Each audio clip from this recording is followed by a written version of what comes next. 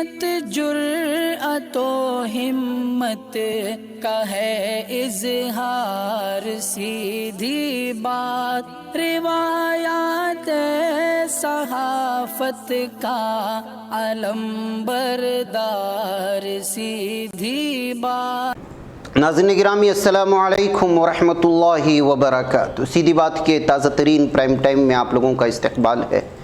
नाज़रीन गिरामी, मैं अंसार अज़ीज़ नदवी इस वक्त आप लोगों के सामने कुछ अहम तरीन ख़बरें और एक खुसूसी मौजू पर गुफ्तगू हुई है। मैं वो सारी चीज़ें आप लोगों के सामने रखता हूँ। उससे पहले आप लोगों से दरख्वास्त है कि जनाब आपने हमारे चैनल को सब्सक्राइब नहीं किया, कर ले। हमारी इन वीडियोज़ को दूसरों तक पहुँचाने में हमारी मदद करें। लिंक को शेयर करिए। इदारे की मजबूती नाज़रीन गिरामी, आप लोगों की मजबूती है। नाज़रीन गिरामी, क्या हो रहा है भारत में, एक ही खबर जब आती है तो बहुत ही तशवीश पैदा हो रही है। मुल्क भर में चल रहे मंदिर मस्जिद तनाज़े के दरमियान सुप्रीम कोर्ट में एक मफाद आम्मा अर्ज़ी दाखिल करते हुए मुतालबा किया गया है कि मुल्क की 100 साल से पुरानी तमाम अहम मस्जिदों का सर्वे करवाया जाए। इस हवाले से हिंदुस्तान के महकमे आसार क़दीमा या किसी दूसरे इदारे के हुक्म जारी करने का मुतालबा किया गया है। अर्ज़ी में मुतालबा किया गया है कि हिंदुस्तान में 100 साल से ज़्यादा पुरानी तमाम कदीमी मस्जिदों, जहाँ वज़ू के लिए कुएँ, तालाबों या दूसरे मज़हब की इबादतगाहों के साथ छुपे हुए रास्ते हों, उनका सर्वे कराया जाए। सर्वे को खुफिया रखने का भी मुतालबा किया गया ताकि अगर कोई वाक़यात बरामद होती हों तो मजहबी नफ़रत फैलने और जज्बात को भड़कने से रोका जा सके। नाज़रीन गिरामी, आप अंदाज़ा लगाएँ कि अगर इसी तरह जैन मज़हब से ताल्लुक़ रखने वाले मंदिरों का सर्वे करवाया जाएगा तो कितने मंदिर निकल कर आएंगी जो हिंदू धर्म से ताल्लुक़ रखती हैं। इसलिए कि तारीख़ में दर्ज है कि कई सैकड़ों जैन मंदिरों को ढा दिया गया है।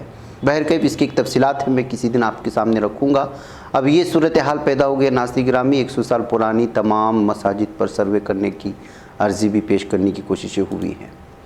वहीं पर नाज़रीन गिरामी, हिंदुस्तान में कोयला बहरान फिर पैदा होने के आसार हैं। अगर ऐसा हुआ तो फिर इस गर्मी के मौसम में घरों में रहना मुश्किल हो जाएगा, इसलिए कि शदीद बिजली कटौती का ख़दशा ज़ाहिर किया जा रहा है।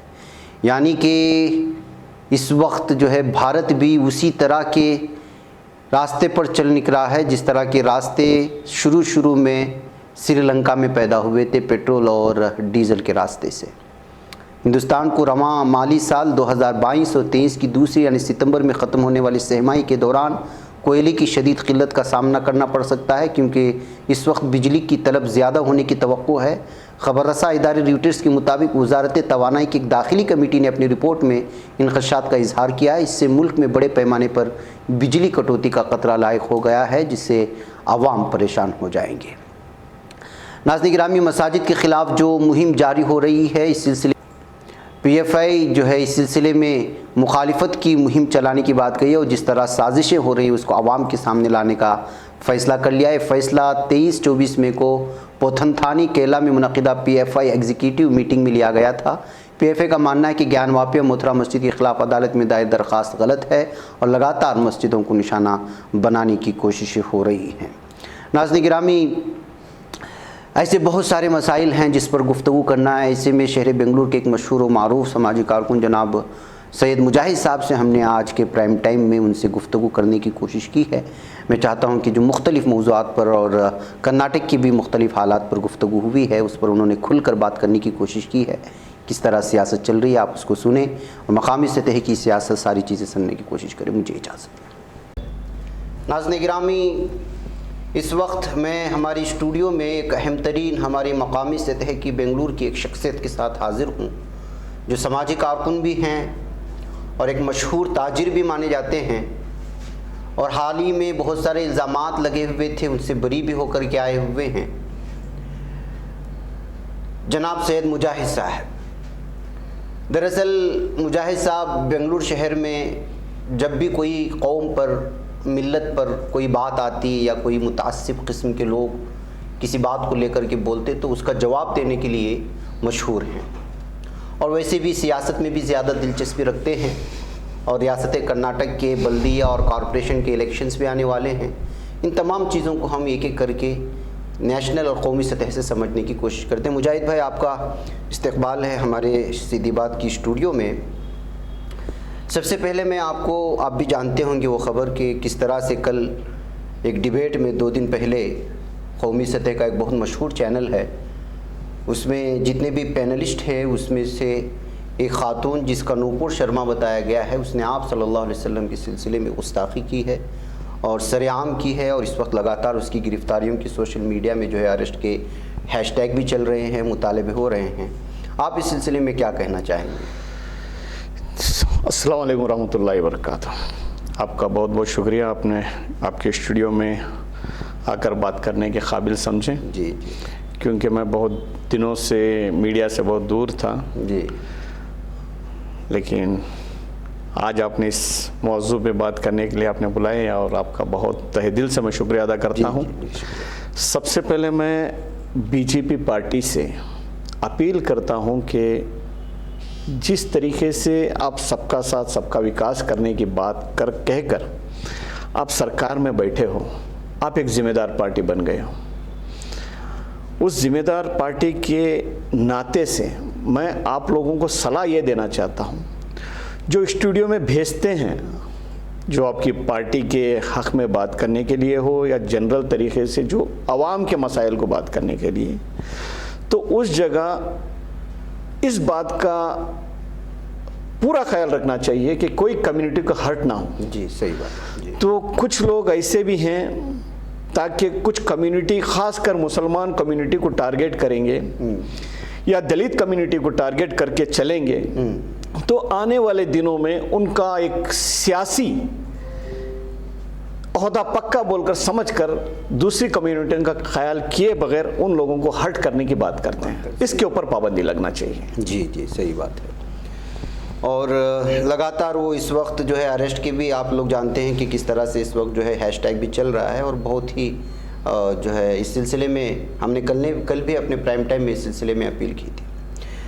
ठीक है, एक तो ये है। दूसरी जानिब आप देखते हैं कि मसाजिद का और मसाजिद पर कब्ज़ों का अब तो ऐसा लग रहा है कि जो है आज अभी 3 बजे की जब मैं आपकी इंटरव्यू ले रहा हूँ उस वक्त ताज़ा रिपोर्ट जो पहुँच रही है, लगभग अब ये अपील दायर कर दी गई है सुप्रीम कोर्ट में कि 100 साल पुरानी जितनी भी मसाजिद हैं उनकी जो है सर्वे किया जाए। तो आपको क्या महसूस होता है कि यह किस किस्म की साजिश चल रही है मुसलमानों की इस वक्त हिंदुस्तान में? देखिए, ये साजिश नहीं है, उनका किया हुआ प्लान है। ऑलरेडी ये प्लान के तहत उन्होंने जिस तरीके से तैयार किए थे हिंदुत्व को आगे बढ़ाने के लिए, उसी प्लान के हिसाब से चल रहे हैं। लेकिन समझो ये आज और कल का प्लान नहीं है, ये 100 साल पुराना प्लान है इनका। जी। लेकिन हम 100 साल खाली बिरयानी खाने में, पाया खाने में, रोटी में लगा दिए। अच्छा। लेकिन इन्होंने जिस तरीके से मुसलमान की पैदाइश से लेकर उसकी आखिरी सांस तक क्या करते हैं, इसके ऊपर उन्होंने रिसर्च करके इस तरीके से उन्होंने माहौल को बनाया है। अच्छा। आज इस माहौल के अंदर जो हम लोग रह रहे हैं, ये हमारी समझो ये हमारी एक ईमान की मजबूती की वजह से हम लोग जी रहे हैं। जी। क्योंकि हमको जीना इसी शहर में है और मरना भी इधर ही है, क्योंकि हमारे फ़ुरक़ों ने इस मुल्क के लिए बहुत सारी कुर्बानी देकर क्या करें। उस कुर्बानियों को याद करते हुए हमारा यकीन बन गया है कि हमारा जीना और मरना इसी मिट्टी में है। तो इस यकीन के साथ तकलीफ़ हो या सुकून हो, तो फिर दोनों को हम गले लगाते हुए इस मिट्टी में मरने के लिए तैयार हैं, मुड़कर इस मिट्टी से मोहब्बत रखकर आगे बढ़ रहे हैं। जी जी जी जी। तो ये सब एक किस्म का प्लान चल रहा है ताकि किसी भी तरह से जो है दूसरे लोगों को जो है वरगलाने के लिए या दूसरे लोगों को, अक्सरियती लोगों को खुश करने के लिए ख़ास कम्युनिटी को टारगेट किया जाए। 100% सही है। क्योंकि देखिए, बाबरी मस्जिद का मामला इन लोगों के हाथ में कम से कम 50 साल चला। जी। वो 50 साल से उन्होंने उठाते उठाते उठाते सरकार में बैठ गए, 10 साल हो गया। अभी उनके हाथ में कोई मुद्दा नहीं है। जी जी। अभी उनको फिर आगे चलने के लिए उनको ऐसे मुद्दों की बहुत सख्त ज़रूरत है। ये भी दिन दूर नहीं है कि जो आज मैं घर में रह रहा हूँ और जो आप घर में रह रहे हैं, तो वो भी घर उनके पुरखों के रहेंगे, वो बेचें, वो नाजायज़ बेचें बोलकर उस घरों पे भी आके कब्जा करेंगे। ऐसा भी माहौल करने के लिए उनको कोई रोक नहीं सकता, क्योंकि सरकार उनके साथ है, पूरा सिस्टम उनके साथ में, पूरा सिस्टम उनके साथ है। अच्छा, कर्नाटक तो आप जानते हैं, कर्नाटक की सियासत में आप शामिल हैं, बड़े जो कांग्रेस बाकायदा एक जो पार्टी है उसके साथ आप जुड़े हुए हैं। पहले तो सवाल मेरा इस सिलसिले में मकामी सतह है कि आपको क्या लगता है कॉर्पोरेशंस का जो डेट था इलेक्शंस का, वो क्यों जो है आगे बढ़ाया गया? देखिए, साफ साफ बात है, कारपोरेशन हटने की वजह से पूरे एमएलए उनके कब्जे में आ गया कारपोरेशन, और उसके साथ साथ कम से कम 17 से 27 एमएलए, 17 शायद, बीजेपी में दाखिल हो गए, कांग्रेस से जीते हुए रिजाइन कर बीजेपी में जम गए। अब उन लोगों के सामने बहुत बड़ा चैलेंज है, ये मैं खुल के कह रहा हूँ मीडिया के सामने जी। अक्सर मेरी आदत ही है खुल के कहने की, शायद इसके अंजाम क्या हो मुझे उसकी परवाह नहीं है। 17 एमएलए में से कम 5 या 4 एमएलए सिटी के हैं, वो कांग्रेस से छोड़कर बीजेपी में चले गए। एक सोमशेखर हैं और एक बैरती बसवराज हैं, और एक बैरती बसवराज, सोमशेखर, मुनरत्ना, और एक हमारे गोपालैया, और एक कोई हैं। इस तरीके से उन्होंने कांग्रेस छोड़कर बीजेपी में चले गए। तो आज उनको लग रहा है कि अगरचे जल्दी बल्दिया इंतखाबात हो गए, उन लोगों को कारपोरेशन के टिकट के उम्मीदवारों को, क्योंकि उनको बीजेपी वालों को भी टिकट देना है और कांग्रेस वालों को जो इनके साथ भरोसा कर इनके पीछे जाकर, जी, एक टिकट 10-10 लोगों को दे नहीं सकते। तो ऐसे 10-10 लोग इस टिकट के लिए कॉम्पिटिटर बन के बैठे हैं। अच्छा। उन 10 लोगों को राजी कर एक को टिकट देंगे तो 9 इनके दुश्मन बन जाएंगे, 9 इनके अगेंस्ट जाएंगे। ये नहीं चाहते, इसीलिए 10 को ये भरोसा देंगे कि भाई हम तेरे को टिकट देंगे, तेरे को टिकट देंगे, तेरे को टिकट देंगे। ये टिकट मिलने की ख्वाहिश में, लालच में, समझो मैं आज 10,000 रुपये उनके लिए खर्च करूंगा तो बाजू वाला 15,000 करेगा, उसके बाजू वाला 20 करेगा, या उसके बाजू वाला लाख रुपए करेगा। 10 की मेहनत उनके इलेक्शन जीतने में मदद बन जाएगी। तो ये प्लान कर उन्होंने इस कारपोरेशन को आगे बढ़ा रहे हैं। या फिर आज ही उन्होंने ऐलान करवा कर टिकट जिसको है 10 लोगों में 9 को नाराज कर एक को टिकट दे देंगे, वो 9 लोग इनके एंटी बन जाएंगे, इनको इलेक्शन जीतने में दिक्कत होगी बोलकर इस कारपोरेशन इलेक्शन को आगे खेलते हुए जा रहे हैं। बस आपको क्या लगता है कॉर्पोरेशन इलेक्शन में कांग्रेस जीतेगी? जेडीएस बहुत आगे बढ़ रही है, जेडीएस लगातार कांग्रेस को निशाना बना रही है और पूरी तैयारी हो रही है कि तमाम तबकात को उनके साथ चले, और पदयात्रा न जाने अलग अलग नाम से चल रहे। क्या जेडीएस मजबूत हो रही है आपके हिसाब से? देखिए, इलेक्शन है जी, हर एक के दावे 150 पारी हैं जी, हर एक के दावे। आप अब कल जाकर पूछेंगे तो आम आदमी पार्टी के वो भी 150 पार रहेगी, और यहाँ तक के जनता दल को पूछेंगे तो 150 पार रहेगी। बीजेपी तो समझो 224 रहेंगे उनके जी, जी, जी। और कांग्रेस के वो भी 150 पार रहेंगे। लेकिन आवाम को ये महंगाई के बारे में जो, और मुल्क के बारे में जिसको फिक्र है, और ख़ास करके जो एजुकेशन को लेकर जो लोगों में जो एक कोरोना के दौर से 3 साल गुजर के हैं, जो लोग हम अंदाज़ा भी तसव्वुर भी नहीं कर सकते, वो लोग बुर्के पहनकर अपने बच्चों की एजुकेशन के लिए हाथ फैलाने पर मजबूर हो गए। उसके जिम्मेदार कौन है? अब जो चल रहे हैं सरकार यही तो है जी, जी। तो फिर ऐसे सरकारों को लेकर आने का मुझे तो अंदाज़ा नहीं है कि भैया हिंदू होने दो, मुसलमान होने दो, सिख होने दो या दलित होने दो, हर एक के बच्चे ही हैं जी, जी। उनके बच्चों के लिए एजुकेशन के लिए सरकार से कोई मदद नहीं मिलेगी, इन्हीं की जेब से निकालकर उन बच्चों को पढ़ाना है। तो वो लोग पूरे सोच रहे हैं और बदलाव भी चाह रहे हैं जी। तो उम्मीद करता हूँ कि आने वाले दिन कांग्रेस के लिए अच्छे ही साबित होंगे। अच्छा, मैंने सुना है कि आप भी तैयारी कर रहे हैं अभी नेक्स्ट बल्दिया कॉर्पोरेशन इलेक्शंस के लिए? जी हाँ। क्या हिसाब, क्यों वोट दें आपको हम? देखिए, सीधी बात यह है, आपके सीधे चैनल से जी। मैंने बहुत, जब कभी भी कम से कम 20-22 साल मैं मेरे खुद के लिए कुछ आवाज़ नहीं उठाया। जब भी आवाज़ उठाया हूँ या मुसलमानों के ख़िलाफ़ जो गलत बयानात करते थे बीजेपी वाले हो, उनके लिए मैंने खुद के ऊपर, खुद से ज़्यादा कौम के ऊपर भरोसा कर आवाज़ उठाया है। तेजस्वी सूर्या से रहें या ईश्वरप्पा से रहें या सोमशेखर से रहें, सीटी रवि से रहें, जितने भी कौम के लिए, ख़ासकर मेरा उनसे कोई पर्सनल कोई मामला नहीं है, जब कभी भी कौम के ख़िलाफ़ उन लोगों ने बात कर कौम को रुस्वा करने की और कौम को नीचा दिखाने की कोशिश की है, और मेरे कौम को मैं ऊपर उठाने की कोशिश किया। इसलिए कि मैं इस बार भी, यही मेरा मौजू है कि जिस तरीके से नफ़रत फैलाने की सियासत चल रही है, हिजाब को लेकर, मस्जिदों को लेकर, दरगाहों को लेकर, यहाँ तक कि हमारे खाने पीने पर तक लेकर सवाल उठाया जा रहा है, तो अब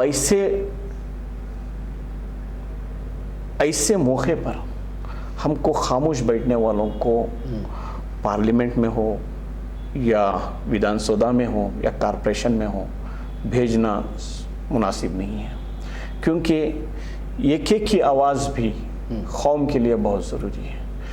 जो इधर के हैं, जो अब तक जीत कर हैं, आप उनका एक स्टेटमेंट हमें उठाकर बताइए कि कौम के हक़ के लिए लड़कर, अपनी सियासत को पीछे रखकर, कौम के लिए आगे बढ़कर और कौम के हक़ में बात कर कर जो कौम की इज़्ज़त को नीचे दिखाने की कोशिश की, उस इज़्ज़त को ऊपर उठाने की कोशिश किसने की? तो इसलिए मैं उम्मीद करता हूँ कि कॉरपोरेशन का इलेक्शन मुझे कम से कम पहली सीढ़ी चढ़ाएं। ज़मीनी सतह का एक तरक्याती काम के लिए होता है, और फ्रेजर टाउन, पुलिकेशी नगर तो वैसे भी बहुत मशहूर है और ये एक पॉश इलाका माना जाता है पूरी सिटी में और महंगा तरीन इलाका है।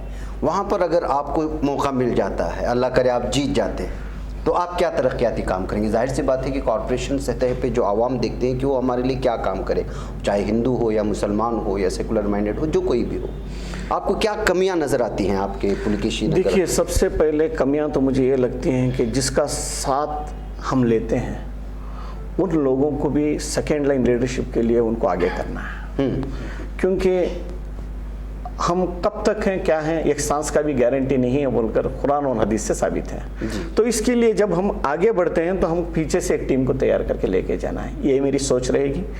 क्योंकि ऐसा इधर के हमारे साबिक कारपोरेटर ने वो काम नहीं किया, क्योंकि कोई एक दोस्त को आगे लेकर नहीं बढ़ाया, ये एक है। और दूसरी बात, बहुत सारे ऐसे मसाइल हैं। देखिए, मैं मेरे ड्राइवर को, मैं गाड़ी में ड्राइवर रखता हूँ, वो ठीक से गाड़ी नहीं चलाएगा तो मैं उसको लात मार कर नीचे उतारता हूँ, क्योंकि मेरी जान का खतरा रहता है। जी जी जी, राइट। तो इसी तरीके से इधर के जो कारपोरेटर हैं, जो AR जाकिर, वो बोल रहे हैं कि 15 साल में 20 साल मैंने काम किया है। काम करने के लिए ही तो वोट दिए हैं लोग। या आप काम नहीं करते तो आपको 20 साल आगे बढ़ाते हैं।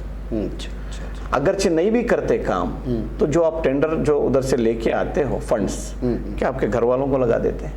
नहीं ना, आवाम के बीच में ही लगाना है। लाख रुपए लाए या करोड़ रुपए लेकर, करोड़ रुपए कहाँ लगाए वो लेकर जाकर कॉर्पोरेशन में हिसाब देना ही, क्योंकि हम नौकर हैं। जी जी जी, सही बात है। आवाम ने हमको जिताकर भेजी है कि भाई उनका काम करवाने के लिए, उनके काम करवा कर हम आ जाकर उधर गिनती गिनवाएंगे, मैंने ये काम किया, मैं वो काम किया। तो आवाम हमारे को नौकरी बना के भेजी है ना, पगार भी दे रही है ना हुकूमत। जी जी जी, तो इसको वो गिनतियां गिनाएंगे तो ये बाज़ लोग तो जाहिर सी बात है घपलाबाजी करते हैं, घपलाबाजी करके जो है उसमें कुछ काम किया कुछ नहीं किया, ऐसा होता है। ऐसे हालात में भी इस तरह से देखिए, उसमें 2 किस्म के हैं। मैं, मेरी कुर्सी भला, मेरी सियासत भला। मुझे किसी को कुछ बोलना नहीं है, किसी को कुछ देना नहीं है, किसी को कुछ करना नहीं है, ये सोचने वाले बहुत कम है। अच्छा, अगरचे सियासत के अंदर सबको लेकर जाना है, सबके काम करना है, सबके लिए आवाज़ उठाना है, तो बहुत कम मिलते हैं आपको। अच्छा, मान लेते हैं कि जो है, चलिए आपकी कौम की, इससे पहले भी आप आज़ाद रह कर के भी बहुत सारे, हम लोगों ने खुद बहुत सारी वीडियोस आपकी देखी हैं, आपने काम बात भी करते हैं और बेझिझक कहते हैं। लोकल लोग आपको, चलिए लोकल लोग, आपकी तैयारियां मुकम्मल हो गई और कांग्रेस पार्टी ने तय कर लिया कि आपको टिकट मिल गई है, यहाँ पे कहाँ आपको लगता है कि रुकावटें होंगी, मिलेगी या नहीं मिलेगी? इसलिए कि अब देखा जा रहा है कि खींचातानी हो रही है। देखिए, मुझे सीधे सीधे मुझे मेरे लीडर के ऊपर, BZ ज़मीर अहमद खान साहब के ऊपर, और इधर के MLA अखंडा श्रीनिवास मूर्ति साहब के ऊपर, और जो मेरे ऊपर जो नाइंसाफ़ी हुई है, उसको मेरा दिल कहता है यकीन के साथ लोग मुझे इस बार हाथ पकड़ेंगे। क्योंकि देखिए, AR जाकिर इधर से जो हमारे कारपोरेटर हैं, उनको सीधे सीधे अच्छे से पता है इस बार उनके साथ क्या होने वाला है। अच्छा, क्योंकि मकामी लीडर MLA को अगेंस्ट डाल लेकर मैं आपकी स्टूडियो में भी बैठा हूँ, मैं आपके खिलाफ कुछ काम कर रहा हूँ, क्या आप मुझे इस स्टूडियो में बैठने की इजाज़त देंगे? ये वो नहीं बोल रहे हैं। एमएलए के खिलाफ हैं, एमएलए के खिलाफ काम कर रहे हैं, और दूसरे एमएलए को जो हारा हुआ है उसको लेकर आकर जो प्रेजेंट एमएलए है उसके खिलाफ खड़ाने की तैयारी कर रहे हैं। फिर भी उम्मीद लगा कर हैं कि ये एमएलए की कॉन्स्टिट्यूंसी के अंदर मैं सीट लेकर आऊंगा, आप लोगों के पास मैं आऊंगा, आप लोग मुझे साथ दो बोलकर बोल रहे हैं। ये सरासर लोगों को गुमराह कर रहे हैं। कैसे गुमराह कर रहे हैं? आप बोलिए, डीके शिव कुमार साहब के बारे में बोलते हैं, उनसे टिकट में लेकर आऊंगा। डीके शिव कुमार साहब के खिलाफ उनकी कॉन्स्टिट्यूंसी के अंदर कोई उनके खिलाफ, उनका कारपोरेटर हो या कोई एक एमएलए एस्पिरेंट हो, उनके खिलाफ कार्रवाई करता रहेगा, उनके खिलाफ खड़ने की तैयारी करता रहेगा, क्या उसको डीके शिव कुमार साहब आगे बढ़ाएंगे? ऐसे ही ये भी कॉन्स्टिट्यूंसी है ना जी। तो एमएलए को खुंदलने के लिए, एमएलए के ऊपर चढ़ाई करने के लिए दूसरे एमएलए को आप तैयार कर लेकर उसी एमएलए के वार्ड के अंदर मैं कारपोरेशन सीट लेकर आ रहा हूं बोलेंगे तो क्या अखंडा श्रीनिवास मूर्ति जो इधर के एमएलए हैं, क्या उसकी खबर खोदने के लिए इनको तैयार कर केक बनाकर टिकट देगा? क्यों लोगों को बेवकूफ बना रहे हैं? अच्छा, आपकी नाकामी दिखाओ ना। आप बोल रहे हैं कांग्रेस का मैं सिपाही हूं, मेरे साथ धोखा नहीं करेगी। तो अखंडा श्रीनिवास मूर्ति भी 5 साल उसका कांग्रेस का सिपाही बनकर काम कर रहा है ना लोगों का, तो उसके साथ धोखा कर सकती है, तुम्हारे को उम्मीद है। दूसरे एमएलए को तैयार कर रहे हो आप, तो तुम्हारे साथ धोखा नहीं होएगा। आपकी जो आपने काम पार्टी के लिए किए हो। अच्छा, ये अखंड श्रीनिवास मूर्ति के बारे में आपने उनका तस्करा किया, मुझे कुछ दिनों से बहुत सारे लोग सवाल कर रहे थे, बल्कि एक रिपोर्टर के पास हमारे पास दस्तावेजात भी हैं कि केजे हल्ली और डीजे हल्ली में जो हमारे मुसलमान नौजवानों को गिरफ्तार कर लिया गया, और जो कुछ है सारा तमाशा आप देख चुके हैं, सारी चीज़ें। जब कभी भी इनको ज़मानत के लिए बात आती है मुस्लिम नौजवानों को छुड़ाने के लिए, तो जो ये उसके खिलाफ अपील डाल देते हैं। क्या ये सही है अखंड श्रीनिवास मूर्ति के सिलसिले? देखिए, जहाँ तक मुझे मालूम है उसके बारे में मैं बोल देता हूँ, बाकी अगर ये सवाल उनसे कर लें तो बेहतर है। जब कभी भी इस केस के अंदर मैं पूरी तरीके से इन्वॉल्व था, कम से कम करोड़ रुपए तक मैंने इकट्ठा कर लायरों को पहुंचाया है, क्योंकि उनके जामीनों के लिए। उसके अंदर कम से कम 15 से 20 लाख रुपए अखंडा श्रीनिवास मूर्ति खुद दिया है। मैंने वो लेकर जाकर, उसके गवाह हैं, लायर्स हैं, और लायरों की एक एसोसिएशन चल रही थी, उन लोगों ने पूरी एक टीम बनाकर काम कर रहे थे। मैं उसके अंदर बहुत सारे इरशाद साहब हैं, और तनवीर साहब हैं, साउल हमीद साहब हैं, मुजफ्फर साहब हैं, और हमारे सिराज साहब हैं, बहुत सारे लोग हैं, गवाह हैं। और शायद आज की तारीख में भी सिराज साहब को बहुत सारे पैसे भी बाकी हैं, कर रहे हैं काम उन्होंने पूरी ईमानदारी के साथ, और अनीस भाई मरहूम, ये पूरे लोग मिलकर कर रहे थे। उसके अंदर एमएलसी साहब हो, जमीर अहमद साहब हो, और एन हारिस साहब हो, अखंड श्रीनिवास मूर्ति, और पार्टी के और सारे लीडर्स हैं, उनके नाम लेना नहीं चाहता। उन लोगों ने पूरी मदद कर इन लोगों को छुड़ाने के लिए आगे हैं।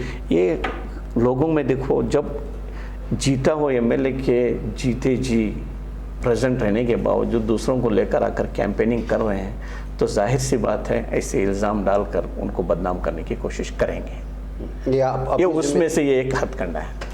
ये हथकंडा समझ रहे हैं कि उन्होंने जो है ये नोटिस जारी किया जब कभी उनको जमानत मिलने की कोशिश में, आप ये कहना चाह रहे हैं? नहीं, खैर, इस सिलसिले में मैं मज़ीद तहकीक करूँगा। आखिर का एक और सवाल आपसे जो है, मकामी सतह पर आपको टिकट मिल गई, तो आप छोड़िए कौम की बात तो आप करेंगे, वो पहले से करते आ रहे हैं। फ्रेजर टाउन में मकामी सतह पर क्या खामियां हैं जिसको आप दूर करना चाहेंगे, जिसको देख कर के समझे कि मैं इस शख्स को वोट दे सकता हूं, एक हमारे नाजरीन समझें, और हमारा दफ्तर भी तो आप ही के हल्के में आता है। बेशक। देखिए, सबसे पहले मैं आप लोगों के सामने आपके चैनल के ज़रिए से एक वादा करके जाता हूँ, कौन क्या किए मुझे इससे कुछ लेना देना नहीं है। सबसे पहले बहुत सारे कंजर्वेशन गलियाँ बंद हो गई हैं, किस वजह से बंद हुई हैं लोगों को जानना है, और उसकी जानकारी दूंगा। और दूसरी बात, मोर मार्केट 15-20 सालों से वही हालत में पड़ा है, ताकि कल जाकर उस मोर मार्केट के अंदर कोई दूसरी चीज़ ना कायम हो जाए, उस मार्केट को बनाने की फिक्र करूँगा। और ये जो हमारे सामने जो अभी रोड बन रहा है, जी, जो आपके ऑफिस में चाहता है, मेट्रो के बाजू में जो अभी अम्बेडकर का स्टैचू है, उधर स्पोर्ट्स कॉम्प्लेक्स आ रहा है। अच्छा। और ऐसे बहुत सारी चीज़ों की ज़रूरत है। और सबसे पहले मैं आपसे वादा करके जाता हूँ आपके चैनल के ज़रिए से सबसे बड़ा वोट बैंक बम्बू बाजार है, जो वोट बैंक की सियासत करते आ रहे हैं हमारे दोस्त, जी। मेरे चाहते दोस्त। उन लोगों को 15-20 साल से जो चीज़ उनको नहीं मिली है, वो चीज़ इंशाल्लाह 2 साल के अंदर मैं उनको करूँगा। अच्छा। उस बम्बू बाजार का नक्शा बदल के रख दूंगा इंशाल्लाह। अगरचे नहीं करूँगा, आपकी स्टूडियो के अंदर बैठकर बोल रहा हूँ, 2 से 2.5 साल के अंदर इस्तीफा देकर चप्पलों का हार पहनकर मैं बाहर निकलूंगा। मैं सेव करके रखूंगा ये वीडियो। बेशक रखिएगा, क्योंकि आज मैं जाता हूँ, उतनी बड़ी बैंक, वोट बैंक है, उधर का नक्शा बाल बराबर में बदल नहीं बदला, बहुत हालात खराब है। तो उधर से ही आप जीतते आ रहे हो जी। सिर्फ जाकर जुमा में नमाज पढ़कर आधी चाय पिला कर आने से मसला हल नहीं होएगा। उधर के मकामी लोगों से, उनके बच्चों की खाली फीस भरने से भी मसला हल नहीं होएगा। 100 लोग रहेंगे, 100 में से 4 लोग आपके पास आकर फीस ले लेंगे, 90 पर 6 लोग तरसते रहेंगे। उनको फीसों की भी ज़रूरत नहीं है, उनको उनका घर जो रहन सहन का जो मामला है, जो उनका मोहल्ला होना चाहिए, 2 से 2.5 हज़ार वोट का ये है, उस मोहल्ले को सुधार कर दे देंगे। हम स्लम के हिसाब से रखे हैं उस एरिया को। अच्छा। उस स्लम से हटाकर जो एक जैसा फेजर टाउन बोलते हैं ना, फेजर टाउन का ही इलाका वो भी एक है जी। तो उसको भी क्यों ना फेजर टाउन हम बनाएं। जरूर। आज हम पूरी बड़ी बड़ी होटलों की बात कर रहे हैं, बड़े बड़े इसके जो मालों की बात कर रहे हैं, तो उधर भी बनाओ। जी। नहीं बना तो बम्बू बाजार एंटीक है, तो उसकी खूबसूरती में लाओ। जी। इंशाल्लाह वो लाऊंगा, या फिर नहीं लाया 2 से 2.5 साल बस। अगर चोर लेकर नहीं आया तो आपके स्टूडियो के अंदर मैं कह रहा हूँ, चप्पलों का हार डालकर मैं बाहर निकलूंगा। और एक दूसरी बात, ये रिपीट कर रहा हूँ, दूसरी बात, मैं मेरे दोस्त अहबाबों को जितने भी लोगों को मैं इलेक्शन के अंदर एक टिकट लेकर आने की मैं वादा कर रहा हूँ, मैं वो मेरा यकीन है। मैं एक सिपाही हूँ, जैसे कांग्रेस के सिपाही बोल रहे हैं हमारे साबिक कारपोरेटर, तो कांग्रेस से सीट देगी तो सिपाही, या कांग्रेस सीट उनको नहीं देगी तो कहाँ आतंकवादी बन जाते हैं, ये मुझे उसका डर है। और मैंने कभी उनको ये नहीं कहा कि कोई चैनल के अंदर, कोई इसके अंदर तुम कोई पार्टी से इलेक्शन मत लड़ो, ये मैंने नहीं बोला है, क्योंकि उन्होंने एक चैनल के जरिए से बताए थे ये सियासत है, यहाँ सिलेक्शन नहीं होता, इलेक्शन होता है। इसका इल्म मुझे भी है, मैं भी इतना बेवकूफ़ नहीं हूँ, बड़े बड़े लीडरों के साथ उठा बैठा हूँ, मुझे भी मालूम है। और मैंने कभी ये नहीं कहा कि तुम मेरे खिलाफ इलेक्शन मत लड़ो। मेरे दोस्तों ने मेरे से वादा लिया था, अगरचे तेरे को कांग्रेस पार्टी सीट नहीं देगी तो दूसरी पार्टी से नहीं लड़ना, तो ठीक है बोलकर मैंने उनको कसम खाकर बोला है, अगरचे मुझे कांग्रेस से पार्टी से सीट मिलेगी तो मैं इलेक्शन लड़ूंगा या दूसरी पार्टी से नहीं लड़ूंगा बोलकर। वो दोस्त उन लोगों से क्या डिमांड रखे हैं हमारे यार जाकिर साहब से, वो मुझे नहीं मालूम, लेकिन मैं क्लियर कर दे रहा हूँ, मैं कहीं नहीं बोला है कि तुम मेरे खिलाफ इलेक्शन मत लड़ो। मुझे यकीन है मैं टिकट लेकर आता हूँ, नहीं लाऊंगा, नहीं लड़ूंगा। तुम वो यकीन के साथ कहो ना, जब आपको इतना यकीन है तो लोगों को बेवकूफ़ क्यों बना रहे हो। जी, सही बात है, ये मेरा कहना है बस। खैर मुजाहिद भाई, लंबा वक्त हो गया है, आपने जो है बहुत सारी चीज़ें रखी और अभी इलेक्शंस के डेट्स भी आने वाले हैं। देखते हैं कि फिर किस किस मौजू पर आपसे गुफ्तगू हो सकती है इंशाअल्लाह ताला। फिर आपको तकलीफ़ देते रहेंगे और इसी तरह के छुपते हुए सवालात भी आपसे करते रहेंगे। बहुत सारे और भी हैं, लेकिन मैं आपको धीरे धीरे छोड़ूंगा, आज पहले ही दिन नहीं छोड़ूंगा। नाज़रीन, मुझे और मुजाहिद भाई को इजाज़त दें। अस्सलाम शुक्रिया, वालेकुम। खुदा हाफ़िज़। ही बच पाता है कोई सहाफ़ी की निगाहों से, मिलाता है ये लोगों को मोहब्बत की पनाहों से। करम और दर्द मंदी का है एक संसार, सीधी बात। अजीमत जुर्अतो हिम्मत का है इज़हार, सीधी बात। अजीमत जुर्अतो हिम्मत का है इज़हार, सीधी बात। ये चैनल हक निगर बनकर कुचल देता है फितनों को,